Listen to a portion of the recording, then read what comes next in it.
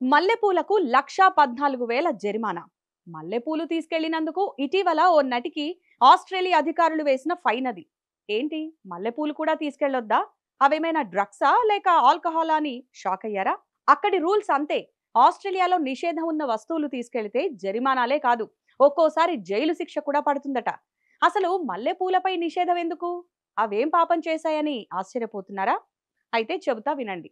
కంగారు దేశం పర్యావరణ పరిరక్షణకు, ప్రజల ఆరోగ్య సంరక్షణకు అధిక ప్రాధాన్యం ఇస్తుంది. కొన్ని రకాల వస్తువులు, పూల వల్ల అలర్జీ వంటి ఇబ్బందులు వస్తాయని వాటిపై బ్యాన్ విధిస్తోంది ఆ దేశం. మల్లెపూలే కాదు, ఇంకా చాలా వస్తువులను ఆ దేశం బ్యాన్ చేసింది.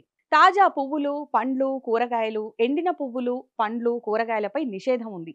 మూలికలు, సుగంధ ద్రవ్యాలు, ముడి గింజలు, విత్తనాలపై కూడా అక్కడి సర్కార్ నిషేధం విధించింది. పాల ఉత్పత్తులు, బర్ఫీ, రస్మలై, రసగుల్లా, దూద్ పేడ, గులాబ్ జామున్, మైసూర్ పాక్ లాంటి స్వీట్లపై కూడా నిషేధం ఉంది. బియ్యం, టీ, తేనె, ఇంట్లో తయారు చేసిన ఆహారం, పెంపుడు జంతువుల ఆహారం, పక్షులు, జంతువుల ఈకలు, ఎముకలు కూడా అక్కడ నిషేధం. అదేవిధంగా చర్మంతో చేసిన జాకెట్లు, బ్యాగులు, దుప్పట్లతో పాటు మూలికలను కూడా ఆస్ట్రేలియాలో అనుమతించరు. పర్యావరణానికి హాని, ప్రజలకు వివిధ వ్యాధులు వచ్చే అవకాశం ఉండడంతో ఆస్ట్రేలియా ఇలాంటి నిబంధనలు పెట్టినట్టు తెలుస్తోంది.